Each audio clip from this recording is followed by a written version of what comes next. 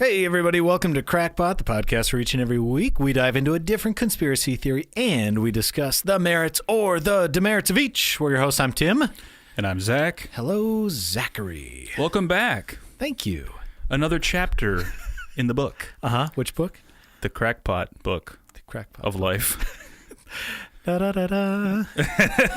Yeah, suddenly like change everything. That's beautiful, man. I love it. That's cool. Hey, we have an episode here that was requested a while back, and I put it off, and I put it off, and I put it off long enough. Had to do it finally. Yeah. But this is one that is real and disturbing.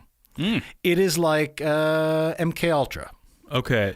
I will say, yes. You told me what the title of the show is. Yes. COINTELPRO. More or less. COINTELPRO. Okay, fair enough. I kept calling it COINTELPRO as well, so I don't, Anyway, COINTELPRO. Well, and so as we've been doing various topics, this is one that just always pops in the research. Yeah. It's always, we haven't looked into it, or at least I haven't, and now it's like, okay, we're finally getting to this one.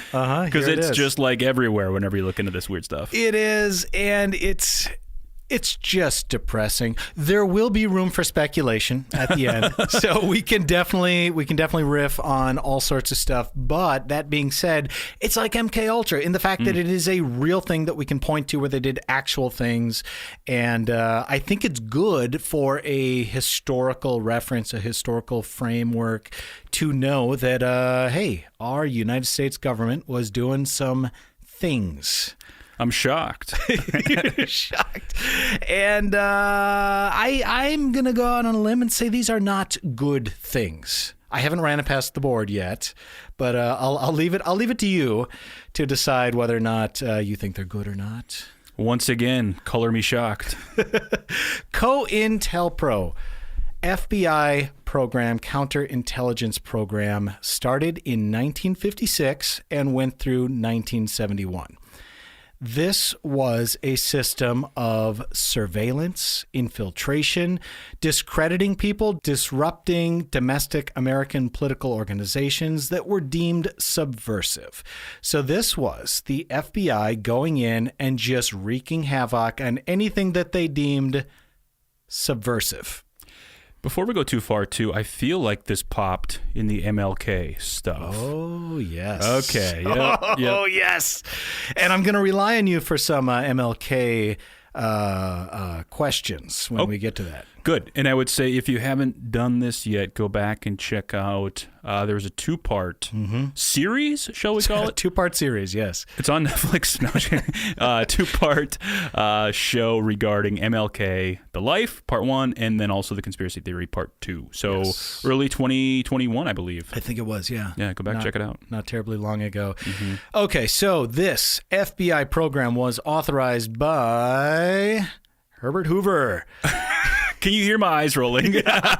Which we are officially, Crackpot has officially deemed Hoover as a bad guy. So that's okay. We've ran that past the board, right? We can say absolutely. we unequivocally hate the man. We got board member Musk's sign off. Right. Just an all around jerk. I think we can, That's a nice way of saying it. Yeah, well, you can judge for yourself if you don't believe us at the end of this. Let us know. So this COINTELPRO, this existed under 4 presidential administrations.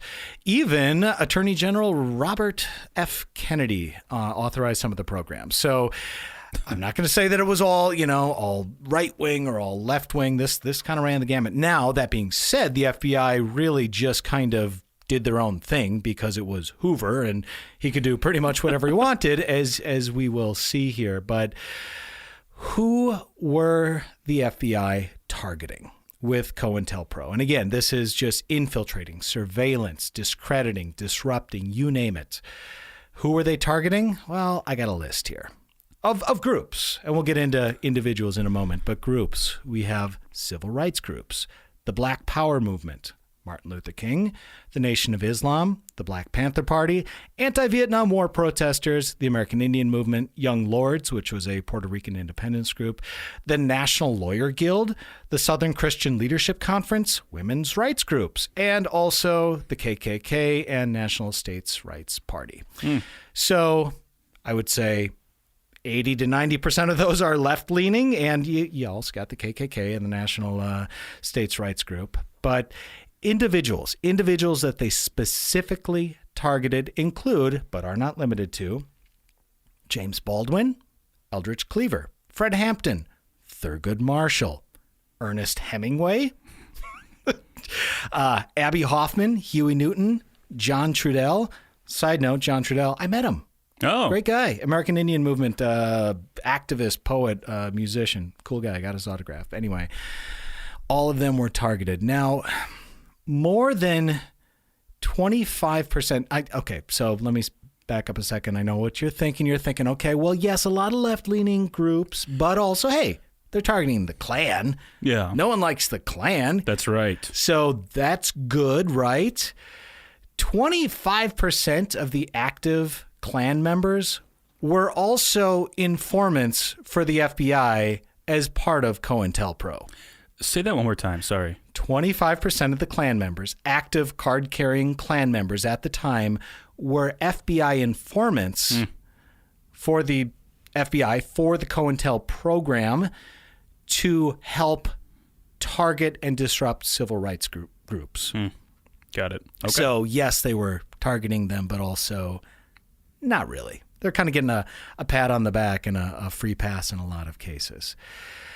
So these Klan members that were informants for the FBI killed over 50 civil rights activists. Jeez. And one of those people was Gary Thomas Rowe, who was involved in the 1963 Birmingham 16th Street Baptist Church bombing. He was an FBI informant for this program. So, gives you a little bit of the who, but what about the how? I mentioned some broad kind of things. So they were infiltrating groups. The FBI was using psychological warfare on these groups. They were using legal harassment. They were using forced propaganda. They were undermining public opinion. They were using agents provocateurs, which included, but also was not limited to, instructing and encouraging people on how to build bombs and bomb buildings, and also direct violence. Well, and I think, too, there was a lot of discrediting leadership within some of those minority groups, right? And actually, like... Absolutely. Character assassinations, if you will, including Martin Luther King Jr. So. Including, but not limited to, Martin Luther King Jr., which we will specifically go into with this. But yeah, that was the point, was to break up these groups from the inside. They would go in, they would act like they were part of the group, they would infiltrate it, they would start spreading rumors, they would start trying to divide it, and if that didn't work, if everything else didn't work, they would kill people. The FBI was killing American citizens that they didn't agree with. Period. Yeah. You're FBI. Or an FBI that existed a long time ago. We can debate that at the end. We can debate that later, see what's going on. So why? Why were they doing this? Hoover said it was to protect national security, prevent violence, and maintain the existing social and political order. So, status quo, baby. Don't rock the boat. Okay. Let the people on the top remain on the top, and the rest of you be damned, I suppose. So some of the things they were doing, specifically, they planted over 500 bugs without warrants. They opened over 2,000 pieces of mail without authorization or warrants. And they did over 200 warrantless entries or black bag jobs, where they would just go in and steal stuff or mess up an office or you name it. And I will say, I'll call it the obvious point here, which is basically under American law, all of that is illegal. Very illegal. Like, not even close. Unconstitutional.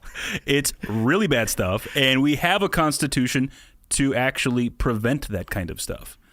Yeah. So to hear that it's coming from a government agency is all the more troubling. Yeah, and it's one thing to just be cynical, and I don't blame you if you're cynical. You're like, oh yeah, of course they were. I'm not surprised. It's like, well, I'm sorry you're that cynical. So am I. But it's like, not only is it illegal, it's unconstitutional. Not only is it unconstitutional, I would say it's un-American, which is probably it's the same thing more or less. But it's like, also, who do you go to?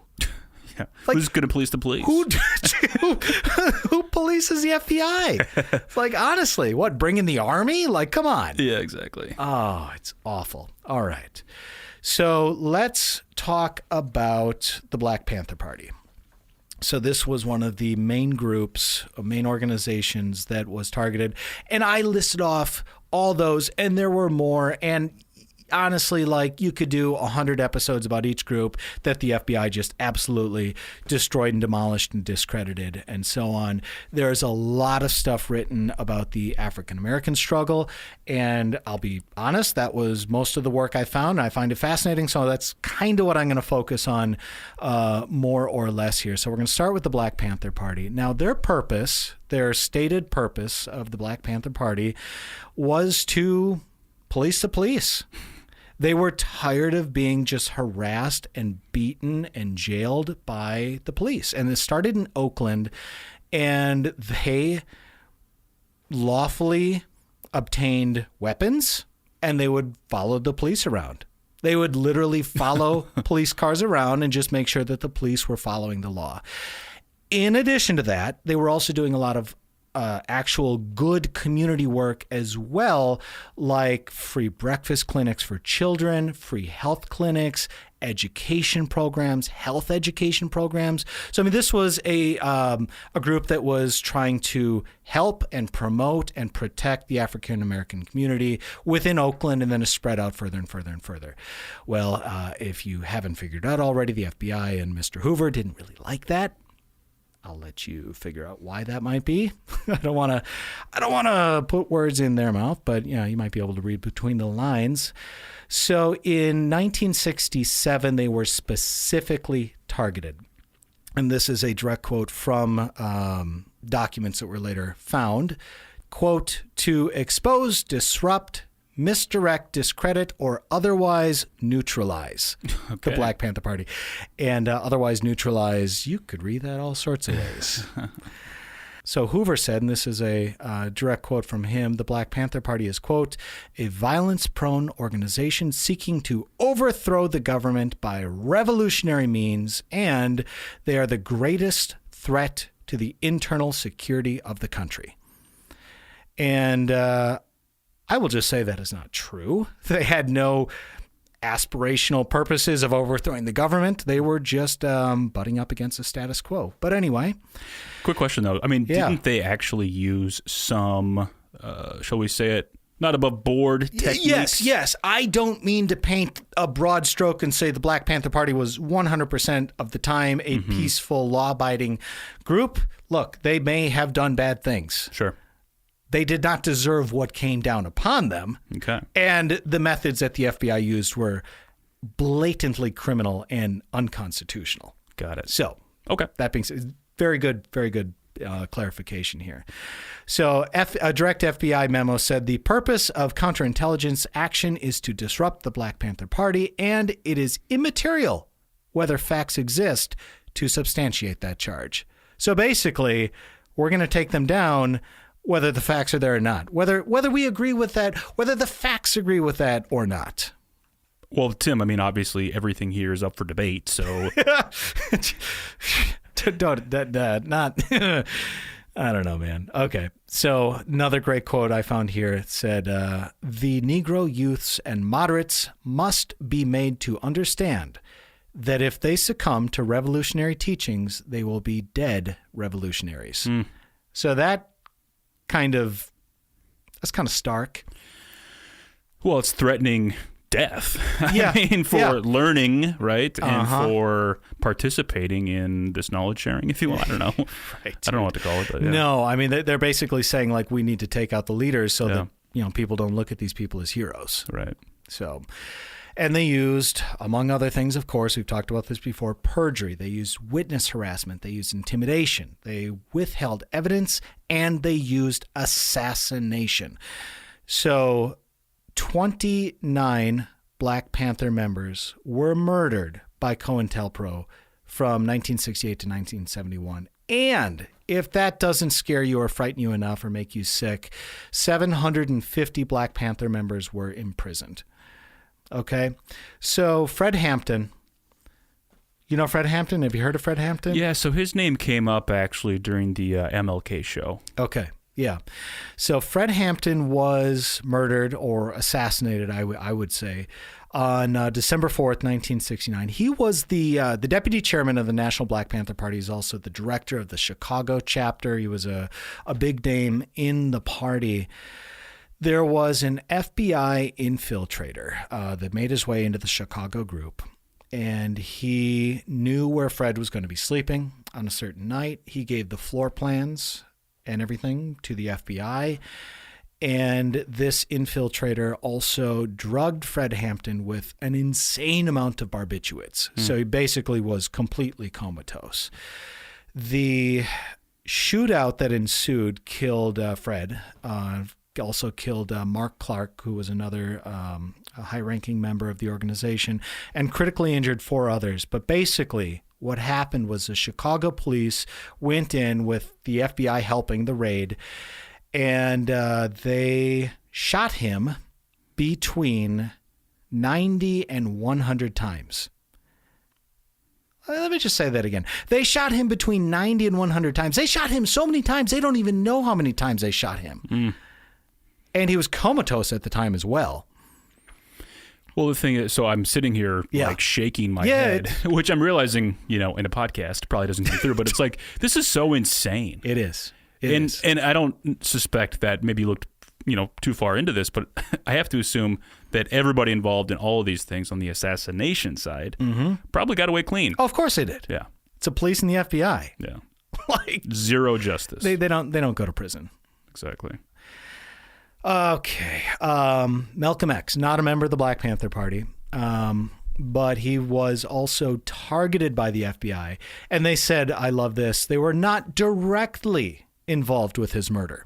So that being said, they actively tried to widen the rift between Malcom X and Elijah Muhammad and the Nation of Islam there. The FBI did, however, take credit for the efforts that led to Malcom X's assassination. And in a sick sort of way, I have to kind of believe that they didn't, because if they did actually assassinate him, I think they probably would have taken credit for it. I guess. I mean, kind of. I mean, I'm laughing. Like, this is not funny, but it's like... Yeah. So, okay. Martin Luther King, Reverend Dr. Martin Luther King Jr. was not a fan of the FBI, believe it or not. So he criticized the FBI for not investigating the terrorism, we could just call it that, by white supremacists after 3 Freedom Riders were killed going south. And if you're not familiar with the Freedom Riders, these were people from the North, broadly, generally speaking, students, but they could have been anyone who rode buses down south to help register African Americans to vote. Which is a great and noble cause. And a lot of people down south didn't like that. And 3 of them in this one specific instance were killed for doing their constitutional duty, I would say, or right. And Martin Luther King got upset.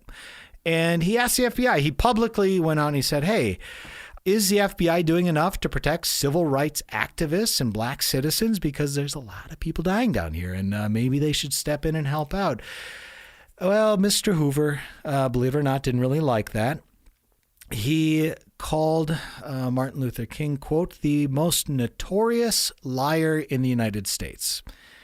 And what ensued afterwards was absolutely awful. His phones were wiretapped. His hotel rooms were bugged. His home was bugged. The FBI sent a letter to King urging him to kill himself. Yeah.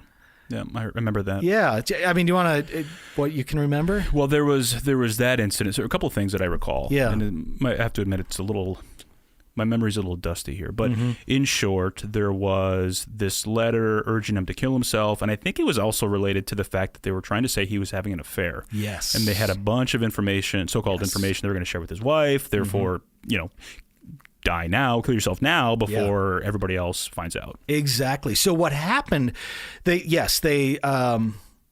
had this alleged audio recordings of him having affairs. That's what it was. Yep. And they mailed it to him. And they said that. They said, we're going to release this. And not coincidentally enough, I'm sure it wasn't a coincidence, this was, they mailed it to him 2 days after the FBI found out that he was going to win the Nobel Peace Prize. And I mean, good grief, it's like, what higher honor could you have? And that would, this guy's going against everything the FBI is trying to do. And so they mailed it to him. And basically what King did is he played it and he's like, yeah, no, come at me. It's not going to stop me. But to your point, they said, kill yourself. I mean, not in those words. It was very nuanced, I suppose. But the writing was very, clear, I would say. Basically saying, if you kill yourself, we won't do anything. And he's like, no, the cause is too good. I don't really care. And the FBI ended up shopping it around. They mailed it to basically every national outlet they could, being like, this is King. Like, why won't you guys report on this? Absolutely no one would run with that story, to their credit. Wow. Yeah. So even after he was assassinated, the FBI still didn't stop. They still tried to slander him. They still tried to discredit him, even when, they're trying to honor him with a national holiday and memorials and all sorts of stuff. The FBI would still try to discredit the guy. They just wouldn't let it rest. So, bit of a side tangent, but obviously very relevant to the conversation. Do you think the FBI were behind the assassination of Dr. King? So I remember talking about this actually during that episode, and what became clear to me doing the research was basically this. They may not have been directly involved, but they certainly were involved with the Memphis mob, the Memphis Mafia. Oh, that's right. And so perhaps through just by, guilt by association, definitely I certifiably believe that they had a role to play in it. No, that makes perfect sense. I mean, just kind of like what they said with Malcom X. Yes. It's like, well, we'll take credit to everything leading up to the guy pulling the trigger, but we didn't tell the guy to pull the trigger. Correct. And then of course, because it's the mob, it's the mafia, nobody's going to talk, right? So it's exactly. like nobody's going to step out and say what really happened. Yeah, no, honestly, I forget where I came down on that episode. I was probably at 100%. But in full disclosure, I didn't really think so. And then after reading all this stuff, I'm like, oh my God, of course they wanted him dead. Yeah. They asked him to off himself. It's like, it just almost makes sense that Totally. they would have at least tried, I suppose. So that's just kind of a brief taste. And like I said, you could talk for hours about the American Indian movement or the Puerto Rican independence movement or women's rights or civil rights or, the anti-war movement, all that sort of stuff. That's just some of the stuff I was able to glean and highlight there. But I know what you're thinking, Zach. It's like, this is the FBI.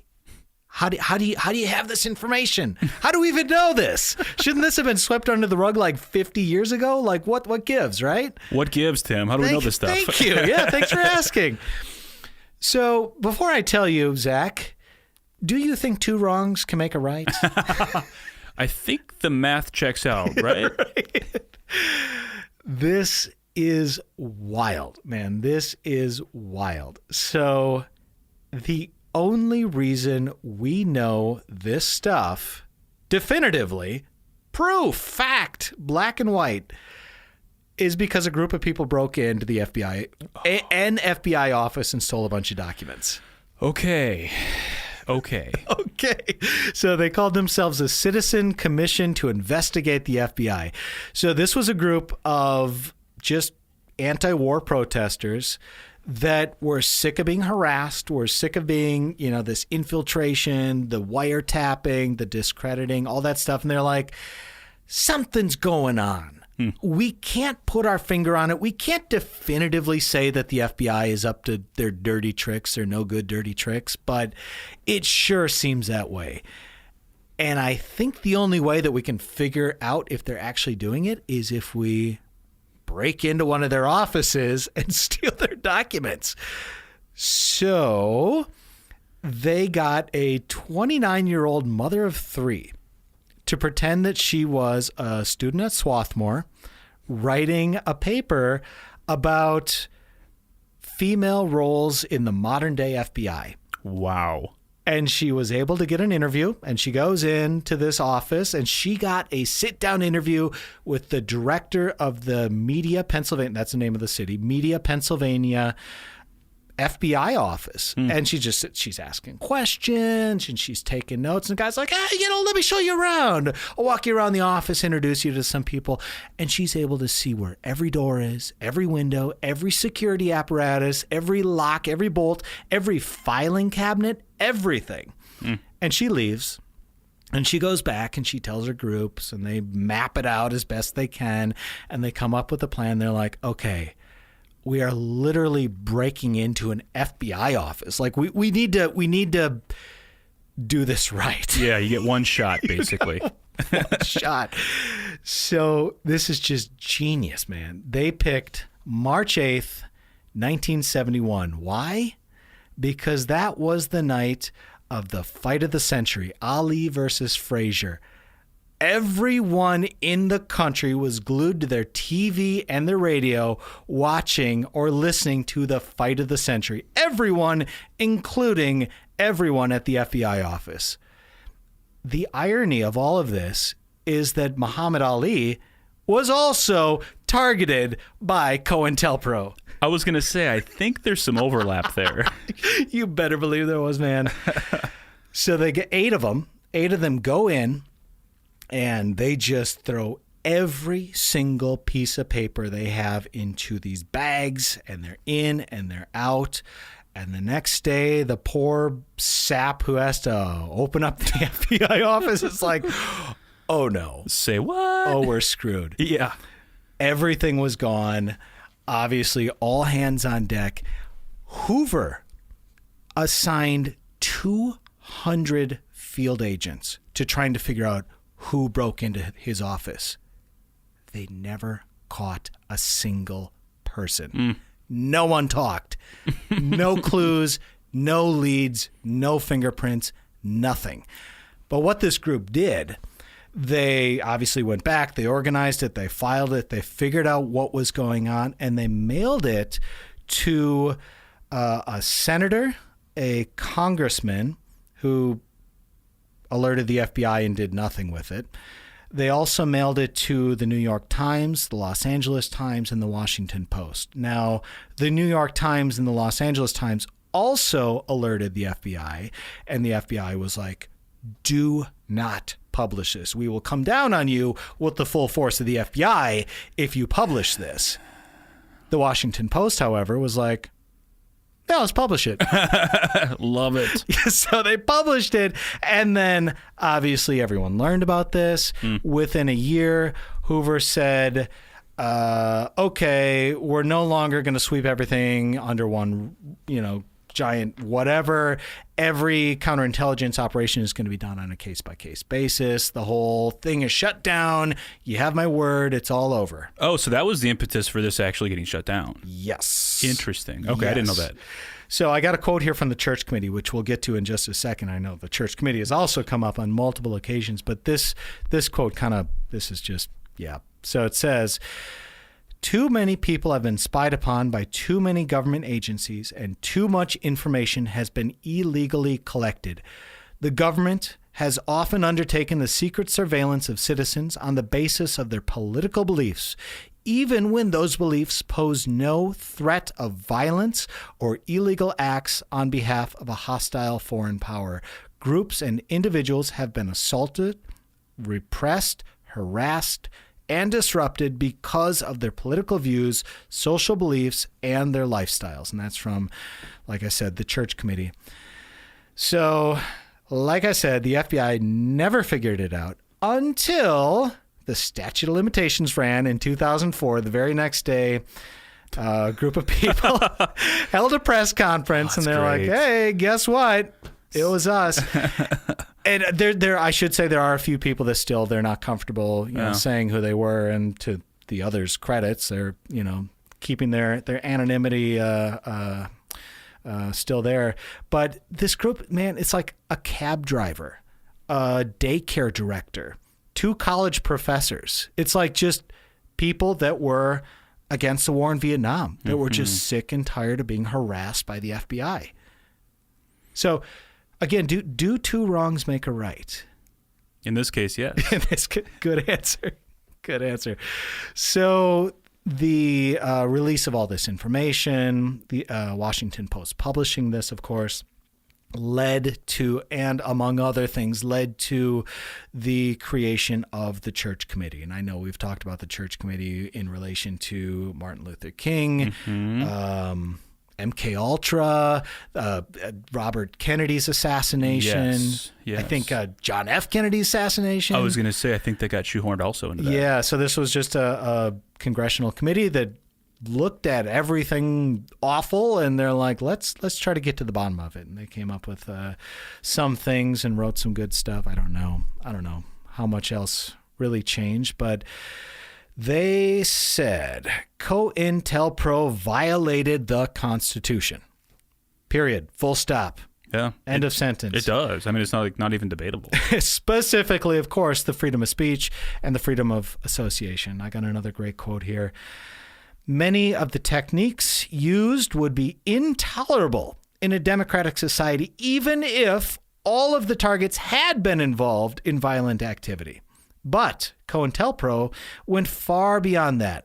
The Bureau conducted a sophisticated vigilante operation aimed squarely at preventing the exercise of First Amendment rights of speech and association on the theory that preventing the growth of dangerous groups and the propagation of dangerous ideas would protect the national security and deter violence.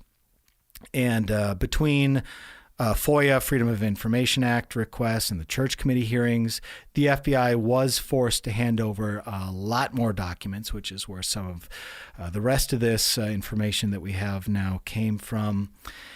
And it is estimated, I love this. Okay, if you had to guess what percentage of their activity was legal, above board, just a number. 0 to 100. For COINTELPRO? For COINTELPRO specifically. No wrong answers. What percent was legal? It's probably like 5%. Yeah, 8. 8% of this entire operation was actually legal. And I love this, man. They claimed, looking at the budget stuff here, basically the whole cost of this, what did I say, 1956 to 1971, cost of $3 billion. Wow. Okay. Do you know how much they spent fighting the FOIA requests? Oh, this will be depressing. $10 billion. Yeah. I hate this country so much sometimes. It's the worst. Mm-hmm. It is the absolute worst sometimes. So... Well, and I just want to bring up an obvious point here, which is, and maybe it's not obvious, but procedurally speaking, in a court of law, if evidence has been obtained illegally, it can't be brought in. Yeah. If 92% of their activities were done unlawfully, I mean, everybody, essentially, that they were investigating would get off free. Yeah. And the real tragedy is a lot of them were killed. Yeah. Okay, get this. I just kind of didn't even mention this. This one sickens me. It's like, look, I don't mean to say false imprisonment is worse than assassination because it's all awful and there's no, it's all bad. But this one just really, really just bothers me. Black Panther Party member by the name of Geronimo Pratt. The FBI tried to kill him, but they couldn't. He just couldn't get him, right? So they arrested him on murder charges in 1970. and he was in prison for 27 years. He was denied parole 19 times.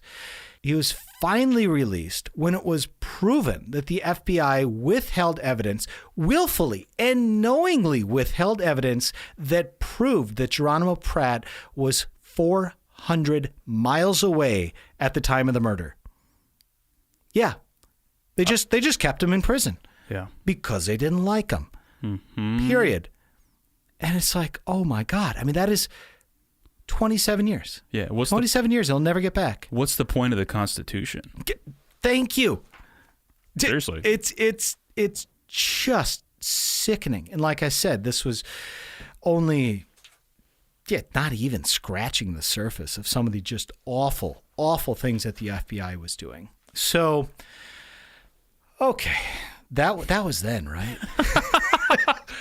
Oh, cool. It's all good now, right? It's all good now. The FBI's totally cool, man. Uh-huh. The boys in blue. It's all great. Civil liberties groups have found, of course, I shouldn't say of course. I mean, I'm cynical, so I can say of course, right? That the FBI disproportionately uses their resources to spy on and infiltrate peaceful left-leaning groups. Okay, so we're talking Occupy Wall Street. We're talking like economic justice. We're talking racial justice, environmental groups, abolish ICE, the anti-war groups, of course. And maybe you politically disagree with them. Maybe you politically agree with these groups. But I mean, we're talking about they are disproportionately using their resources against these groups as opposed to, the Klan, neo-Nazis, right? Militia groups, white separatist groups, Proud like Boys. 3 Percenters, Oath Keepers, like the base, that actively say, like, we are trying to take down the United States government by instituting race wars. It's like, no, let's go against groups that want, like, clean drinking water and, air that we can breathe and that sort of stuff. It's sickening. It is. It is. So many black leaders in today's society say that it's still in effect. It obviously just has a different name. And whether that's true or not, it's like I can't prove it. I will take some people at their word. I think you look at history, you look at evidence, and it's like, yeah, well, probably. All signs point to most likely, I guess. Mm-hmm. You look at today, like the largest racial justice group today. I don't know. I think I know. What would you say it is? Yeah, I mean, probably like Black Lives Matter. Yes. Okay. So Black Lives Matter. Who is the leader of the Black Lives Matter? I have no idea. I really have no idea, actually. You know why? Because there isn't one. I was going to say, I don't think there's actually truly like an organization. Exactly. Oh. Which is a direct and clear result because of COINTELPRO. Because if there is no national leader, if there are no like regional leaders, there's no person you can harass or intimidate or assassinate or imprison. I see. It is a group that exists from the bottom up. It is a grassroots movement. And it's like, okay, well, yeah, it still has its long arm reaching effects even today. So one final thing, I was able to find one example that I could actually point to here. So in 2020, there was a Michigan state senator who was on a private Zoom call with her staff. So this was private link, just in her office, right? Mm-hmm. And she was talking about drafting legislation to limit the use of tear gas on peaceful protesters. Okay. Fair enough. Yeah, I mean, that is what a state senator would do, right? Mm-hmm. It's like, okay, so they're talking about what the legislation would look like, who they might be able to get as co-sponsors, like, could we actually get this passed? Who should we talk to? Blah, blah, blah. Okay. Several days later, after this meeting, the FBI called her up and they said, this isn't a good idea. I don't think you should do this. And she's like, whoa, how do you know about this? No kidding, yeah. And they wouldn't say. Mm-hmm. They just would not say. It's like, obviously goes and talks to the staff members. Absolutely, we did not talk to anyone. This was Sure. you told us not to. We didn't. This is what it is. But the FBI just pinned her down and said, like, you will not bring this to a vote. You will not bring this to committee. You will not draft this legislation. This is not a good idea. Don't hamper our police. Let them do their jobs. They need to go out there and police the streets. Just comply. Just comply. Jeez. So they wouldn't say how they found out. And of course, she contacted Zoom, and Zoom's like, yeah, we have no idea. That was a private link. Like, we have no... Don't look at us. It's not our fault. Right. So I have to ask you, Zach, do you think COINTELPRO still might exist just with a different name? Well, I was going to say, I think that you can still follow these tactics that were once COINTELPRO. Yeah. Without the label. Yes. Because, I mean, in essence, it was just funding for the FBI to look into, quote unquote, like domestic terror organizations. Yeah. And so to that end, I mean, they're still doing that. Right. It may not be called COINTELPRO anymore. It's just called something different. That's right. Right. It's awful. Yeah, I mean, maybe it doesn't have the same broad sweeping like authorization from the top down, but still seems like they're targeting groups. It still seems like they're monitoring what I would say should be private communication, probably without warrants for wiretaps. Exactly. Well, I'd say additionally, the things that they learned, the techniques that they used, they weren't exclusive to just COINTELPRO. Like that stuff that can just be reused, those techniques can be done again, and it's not like all of a sudden it's just gone. So it's like, right. I'm sure some of the same people that worked on that stuff back in the day probably are still in office, maybe even higher power. So I don't know. Very well could be. Yeah. So that is a very real thing that once existed and maybe still does exist, funded by taxpayers. And full authorization from the top down. I feel so much better after today's episode. So I don't know. Any final words to add? How you feeling? What do you think? Well, look, let's face it. I mean, this doesn't surprise me. Honestly, that's the worst part about this. None of this surprised me. It's like, oh yeah, okay, yep, that makes perfect sense. And what do you do? What do you do? Who do you go to? It's like. Exactly. I mean, the committee, the Citizens Committee, I mean, they went to like their congressman, their senator, or I don't know if it was their specific, but it's like, come on, guys, help us out. And they're like, nope, it's the FBI, hands off. It's like, you don't mess with Hoover, right? Ugh. It's like, then what? There's nothing left. There's nothing left except to break into FBI offices, which Crackpot does not endorse. True. We technically don't endorse it. It's in our bylaws, technically. Technically, that is accurate. So, yeah, anyway, there it is. Wow. All right. All right, everybody. Well, thank you for tuning in. Thank you for listening. If you haven't, check out some of those episodes Zach mentioned. One of them, at least, is on our Patreon page. You can get to there by going to what's website? Patreon.com/crackpotpodcast. Thank you. I couldn't, yeah. I always have to think about it. Like a steel trap. It's just stuck in your head. I know. Anyway, sign up there if you'd like to hear hundreds of more episodes of ours. And if you can. Otherwise, rate, review, subscribe, tell your friend, tell your neighbor, tell your local FBI informant about our podcast. We'll see you next week. Thanks, everybody.